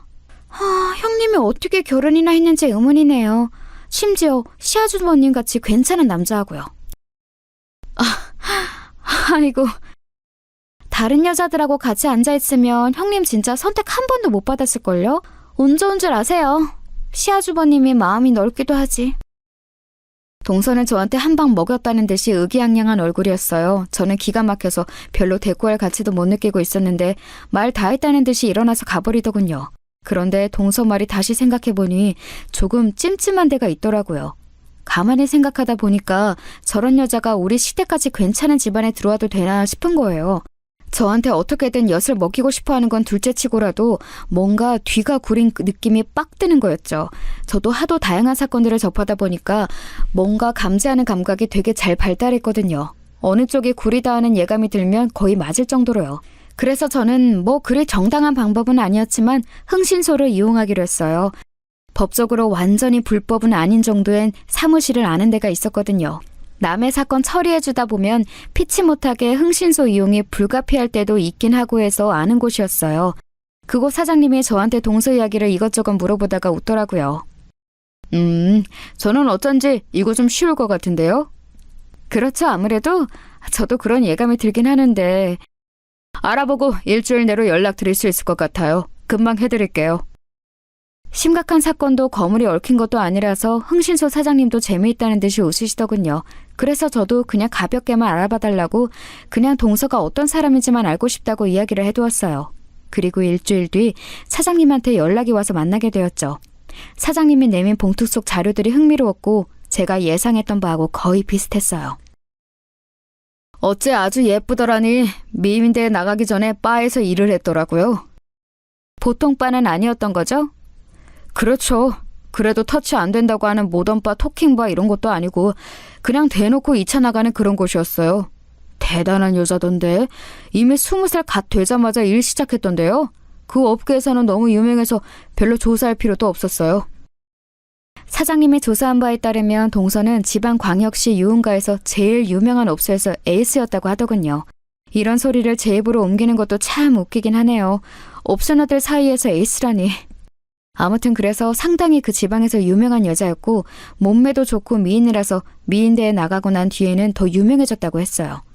원래 20 중반쯤 되면 벌써 유흥가 쪽에서는 퇴물 취급인데 미인 대회에 입상하면서 여전히 찾는 사람이 많았대요. 그런데 갑자기 딱 끊고 서울 간다고 사라졌다는 게 얼마 전이었고요.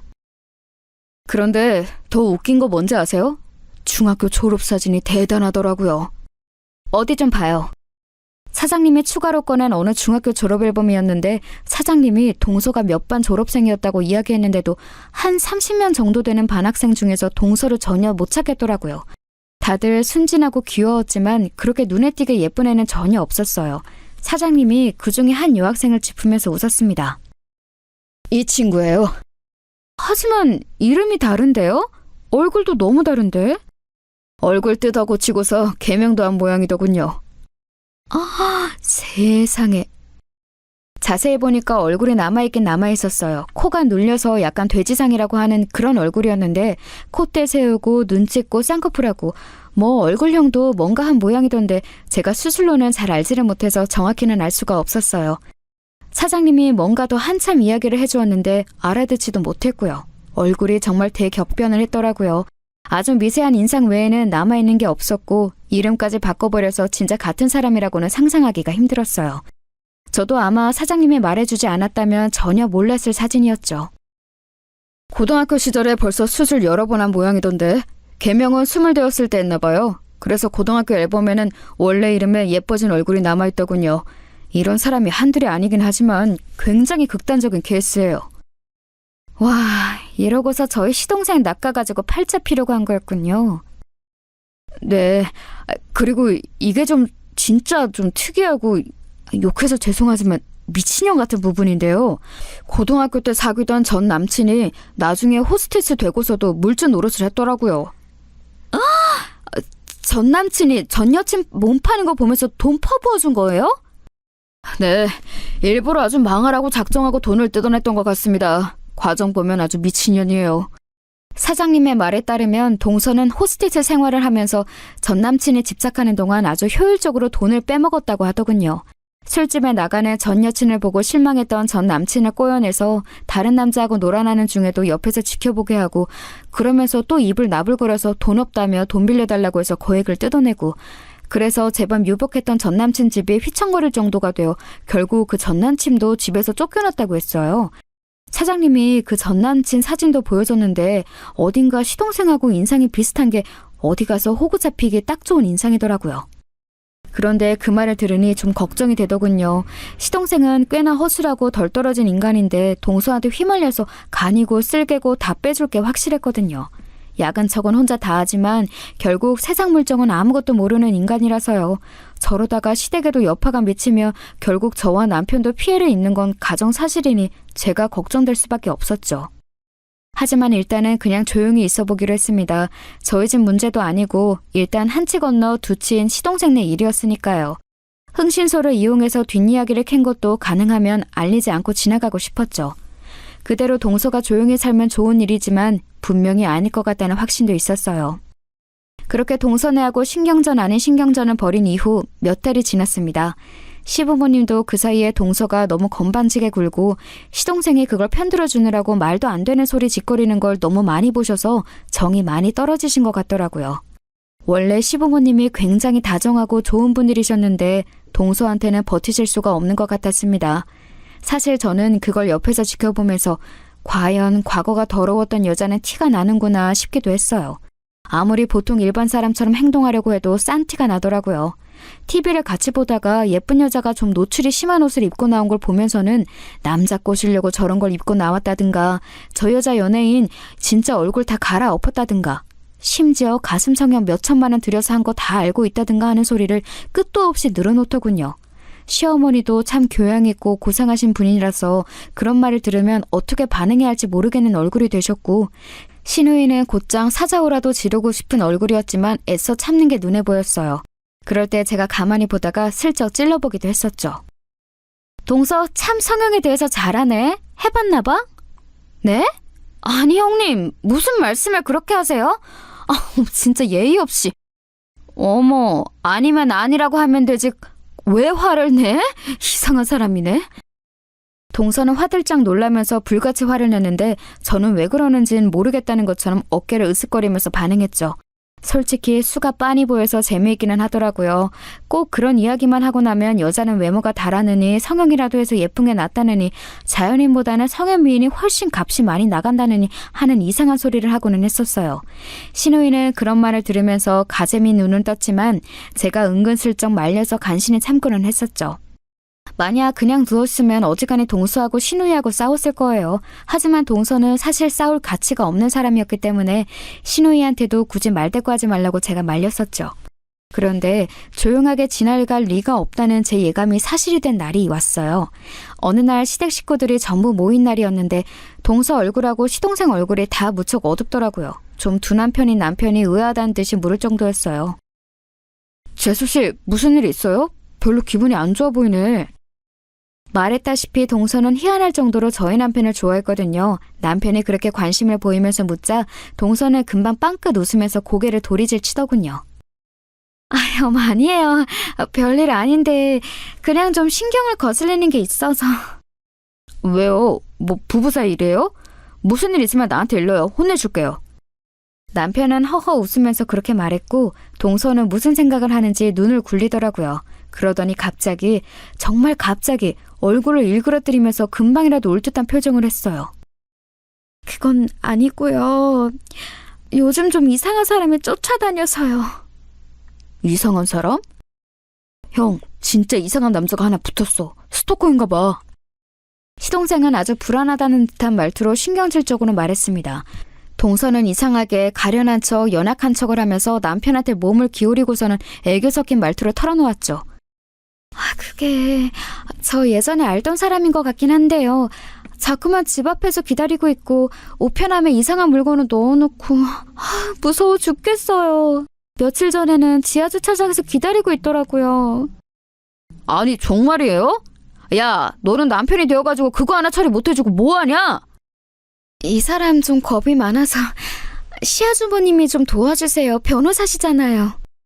동서는 애절한 말투로 말하면서 살짝 눈가를 닦더군요. 에휴, 눈물도 안 나더만. 시동생은 동서가 그렇게 말하는 걸 듣고서는 얼굴이 시뻘개졌는데 눈치 없는 남편은 동서의 최선을 다한 아양도 알아차리지 못하고서 고개를 갸우뚱거리더라고요. 아니, 근데 남편이 있는데도 스토킹하는 놈이 있다고요? 완전 악질인데? 그러니까요. 진짜 무서워 죽겠어요. 도련님이 처리해 주셔야지. 도련님이 요새 주짓수 배운다면서요. 가서 목 졸라버려요. 그 말을 했더니 시동생 얼굴이 더 벌개지더라고요. 그때쯤 시동생이 자기가 주짓수 배운다고 근육 엄청나게 늘었다면서 자랑스러워하고 만날 때마다 그 소리를 했거든요. 솔직히 꼴 보기 싫었는데 그 말 꼬투리 잡혀서 아무 말도 못하는 걸 보니 고소하더군요. 동서는 제가 옆에서 시동생한테 꼽을 주거나 말거나 남편만 보고 있고 남편은 아무것도 모르고 이상한 놈이라면서 고개만 갸웃거리게 바쁘고. 그래서 말인데 주말 저녁쯤에 저희 집 오셔서 저녁 드시지 않을래요? 물론 형님도 같이요. 바쁘시면 안 오셔도 되지만. 그래?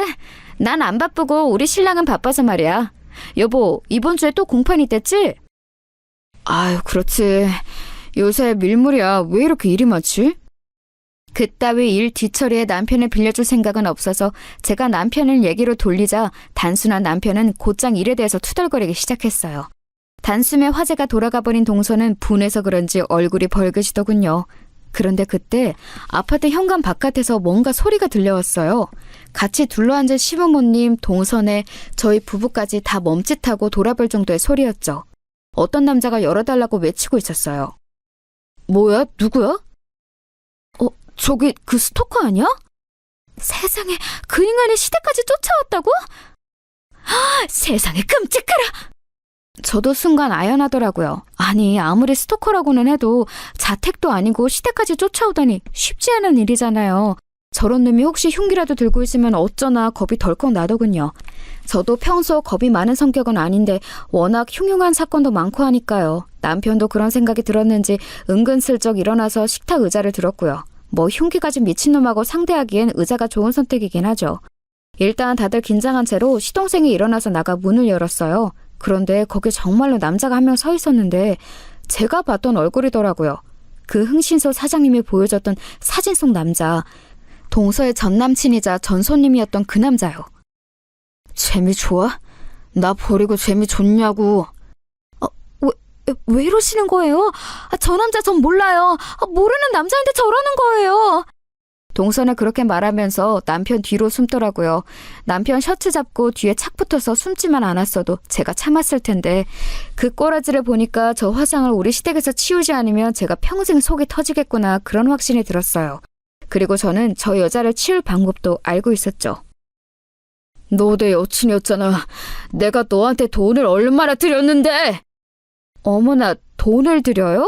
그게 무슨 소리람? 남자는 척 보기에도 이미 눈이 시뻘개져서 제정신이 아니더라고요. 저 상태인 남자한테는 몇 마디씩만 던져서 등을 밀어주면 저절로 자살골을 넣게 되어 있었죠. 남자는 제가 있는 쪽으로 눈을 돌리더니 제가 말을 들어줄 것 같았는지 얼른 말했어요.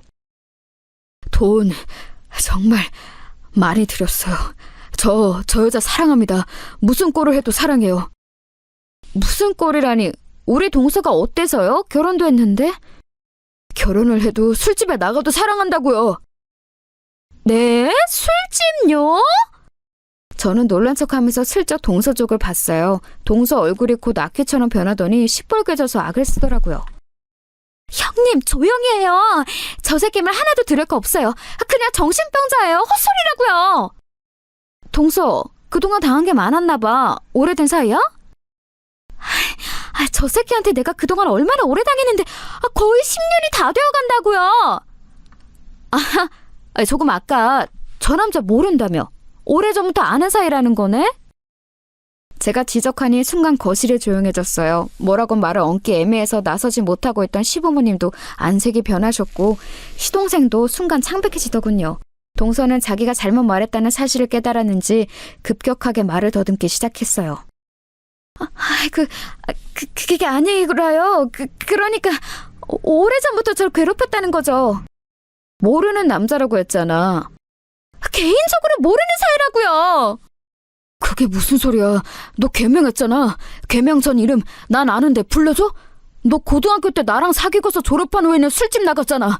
술집에서도 내가 제일 큰 손으로 너한테 고객이었는데 이런 식으로 나 버리고서 다른 남자 만나 결혼해도 돼?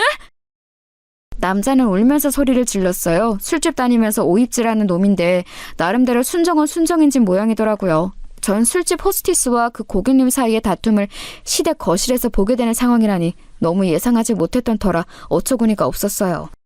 남편도 당황스러운지 저한테 조그만 목소리로 속삭이더라고요. 무슨 일인지 당신은 알겠어? 나야 누구보다 잘 알지. 나중에 이야기해줄게. 말 잘 듣는 남편은 알겠다면서 얌전히 고개를 끄덕였습니다. 그리고 뒤에서는 술집 이야기를 듣고 시어머니가 그대로 넘어가시더라고요. 시아버지가 급하게 잡아서 부축하셨는데 시동생이고 동서고 아무도 신경을 안 써서 저하고 남편이 같이 부축해서 방으로 모셔다 드렸어요. 물론 그 와중에도 너무 재미있는 바깥 상황에서 귀가 떨어지질 않았죠. 남편 역시도 시어머니를 걱정하면서도 한편으로는 동서와 그 남자 싸움에서 신경을 뗄 수 없는 게 느껴지더라고요. 이런 게 어디 있어. 내가 너하고 술 마시고 2차 나가려고 돈을 얼마나 썼는데 너 성형수술 하라고 돈도 내가 다 대줬잖아. 고등학교 때 만나서 그때 다 수술했잖아. 너 근데 어떻게 팔자 피겠다고 다른 남자를 만나서 여기서 이러고 있어? 좀 닥치라고. 네가 이런 식으로 하는데 내가 어떤 여자가 붙어있어 이 쫌생아. 결국 성질이 나버린 동서가 빽소리를 지르는 게 들려왔어요. 오, 드디어 폭발하는구나 싶어서 저는 속으로 흥미진진해서 어쩔 줄을 몰랐죠. 원래도 동서가 자기 성질 못 이기고 말실수하는 경우가 참 많았는데 이번에도 자기 성격을 못 이기더라고요. 그 말을 듣는 남편 눈이 커지면서 저한테 뭔가 말을 하려는데 저는 손가락을 입에 대고 조용히 하라고 했죠. 더 자세히 들어야 하니까요. 시아버지도 화는 나는데 이 상황 자체가 너무 어처구니가 없으신지 아무 말씀이 없으셨어요. 너 그렇게 술집에서 에이스로 일하는 동안 네 매출 내가 다 올려줬잖아. 내 덕분에 에이스였던 거면서. 이 멍청이가. 야, 네가 무슨 다 올려줘? 내 손님이 얼마나 많았는데. 너 맨날 와서 징징대면서 돈도 안 써서 마담언니가 너 얼마나 싫어했는지 알아? 진짜 대화 흘러가는 꼬라지가 가관이더라고요. 그나마 오늘은 신우이가 없어서 중간에 벼락까지 화를 낼 사람이 없어 다행이었죠. 저는 슬쩍 나가서 시동생 안색이 어떤가를 살펴봤어요. 현관문 근처에 선 채로 시동생은 얼굴이 시퍼래져 있더라고요. 동서는 악을 쓰면서 남자하고 삿대질하면서 싸우고 남자는 동서가 미는데도 안 쫓겨나려고 현관문에 몸을 끼운 채로 울 것 같은 표정으로 소리를 지르고 있었고요. 시댁 아파트 라인에 소문 다 났겠네 싶어서 제가 끼어들어야 하나 어째야 하나 고민이 되던 때에 마침내 시동생이 입을 열었어요. 술집 여자였구나. 여보, 그런 거 아니에요. 그런 게 아니라 내 말 좀 들어봐요. 저 이상한 스토커 말만 듣지 말고. 지금 그렇게 다 직접 말해놓고 나더러 뭘 믿으라는 거야? 시동생은 그야말로 곧장 쓰러질 것 같은 얼굴이었어요. 뭐 인생에 이룬 가장 큰 업적이 동서와의 결혼이었던 것처럼 굴었으니 어찌 보면 당연하기도 했죠. 그래서 그렇게 술도 잘 마셨고 나 꼬시기도 잘 꼬셨구나. 난 정말 당신이 타고난 여우인 줄 알았어. 그게 아니라 술집에서 아주 단련한 거였구나. 여보, 그게 아니라니까. 결국 설득하기 힘들었는지 동서는 눈물 작전으로 나가기로 했던 것 같아요. 동서는 아끼처럼 소리를 지르던 얼굴에서 갑자기 울며 처연해진 얼굴로 돌변해서 눈물을 죽죽 흘리기 시작했죠. 여보, 내가 술집 나갔던 건 맞아요. 하지만 그건 정말 사정이 있어서 내가 얼마나 불행하게 살았는지 알아요? 나 정말 힘들었다고요. 뭐가 힘들어? 너 고등학교 때 얼굴 다 갈아엎고 부모님이 그 돈 다 대줬잖아. 그거 다 받아먹고서 술집 나가서 네 맘대로 살겠다고 도망 나간 거잖아. 내가 다 아는데 어디서 거짓말을 치려고 해? 보통 남자가 너 살아온 인생 다 받아줄 것 같아? 남자는 아주 작정을 한 모양이더군요. 은근슬쩍 뒤에 서서 듣고 있는 저와 남편이 벌어진 입을 다물 수가 없을 정도였어요.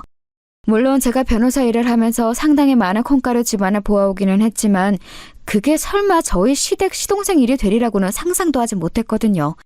제 3자의 일을 보는 것과 그래도 시댁 일을 보는 것하고는 완전히 달랐어요. 동서는 이제 정말 안 되겠는지 그 남자를 끌고서 현관문 밖으로 나가버리더라고요. 남자는 순순히 따라 나갔고 현관문이 닫혔는데도 시동생은 따라 나가지 않았어요. 그냥 멍청하게 닫힌 문만 바라보면서 멍하니 서 있더라고요. 그리고 바깥에서 시끄러운 소리가 나더니 결국 둘 다 같이 완전히 나가버린 것 같았어요. 시아버지도 저희 부부도 시동생도 무슨 말을 해야 할지는 몰라서 멀뚱하게 서로를 바라보고만 서 있었죠. 그러던 끝에 시아버지가 참담한 얼굴로 물어보셨어요. 너는 몰랐던 거지? 네, 아버지. 시동생은 곧 울 것 같은 얼굴이더군요. 저와 남편은 얼른 눈인사만 하고서 가방하고 옷을 챙겨서 시댁을 빠져나왔어요. 이제 시부모님하고 시동생이 해결할 문제인 것 같더라고요. 나와서 차에 타고 집에 가면서 남편이 물어봤어요. 당신은 알고 있었어? 눈치가 뭔가 아는 것 같던데. 이번에는 그래도 어쩐 일로 눈치가 있네? 응, 알고 있었어. 아니, 어디까지? 그리고 어떻게 하다 알게 된 거야? 뭐, 어쩌다 보니 알게 되었지. 그리고 그냥 술집만 나간 것도 아니고 사연이 아주 다양하던걸. 저는 흥신소를 통해 알아냈던 일을 전부 남편한테 말해주었어요. 남편은 처음에는 침착하게 듣다가 결국에는 경악한 표정이 되었죠. 뭐 얼굴 갈아엎고 개명하고 술집 여자 되었다가 미인 대회까지 나가서 팔자 고치려고 결혼한 사람이 제주시라는데 누가 경악하지 않겠어요. 남편은 그야말로 놀란 얼굴이 되어서 한숨을 쉬었죠. 그놈 순진해가지고 아무것도 모르는 게 어쩌다가 그래도 결혼 상대는 잘 골라왔네 싶더니만 역시나. 뭐? 결혼 상대를 잘 고른 것 같았어? 사람 볼 줄 모르네. 아이, 그 정도면 괜찮지 뭐. 사근사근하고. 근데 그런 과거가 있으면 이제 완전히 이야기가 달라지지만. 하여간 남자들이란 여자가 좀 예쁘고 상냥하게 말하면 무조건 결혼 상대로 좋은 줄 알더라고요. 하긴 동서가 희한할 정도로 남편한테 좋은 말만 하기는 했었죠. 아마 술집에서 일하던 가락 같기는 했어요. 저는 남편도 시동생도 좀 한심하면서도 뭐 남자들이니 그러려니 해야지 싶었죠. 그 뒤는 뭐 뻔하죠. 다른 건 몰라도 술집에 나갔던 과거를 인정하는 남자가 어디 있겠어요. 게다가 시동생은 미인대에 출신 미인을 아내로 맞이해서 자기가 우리보다 더 우월해졌다는 자신감에 취해 있었는데 사실은 그 미인이 술집 출신이라고 하니까 완전히 자존심이 구겨져 버린 거였죠. 시동생은 정말 칼같이 이혼 통보를 했고 동서가 들러붙었지만 결국은 돈을 좀 받고서 떨어져 나가버린 모양이더군요. 애초에 동서는 신문 세탁해서 팔자를 고쳐보려던 거였기 때문에 그냥 더러워도 돈 먹고 떨어지라는 식으로 위자료를 줘버렸더니 금방 협의 이혼에 동의했대요. 사실 동서가 과거를 속였으니 소송할 수도 있었지만 거기까지는 이야기해주지 않았어요. 제가 알 바가 아니니까요. 시부모님이 그 와중에 마음고생이 참 많으셨지만 그래도 협의 이혼으로 그리 시끄럽지 않게 끝나서 다행이었죠. 동서가 이혼하면서 끝까지 저한테 저주를 퍼부었다고 하긴 하더라고요. 그게 맨날 중간에서 회방을 놓았다고요. 못생긴 게 잘난 남편 만나서 사는 게 무슨 복인지 모르겠다고. 뭐 그렇게나 질투나고 부러우면 본인이 능력 있고 바르게 살았어야죠. 안 그런가요?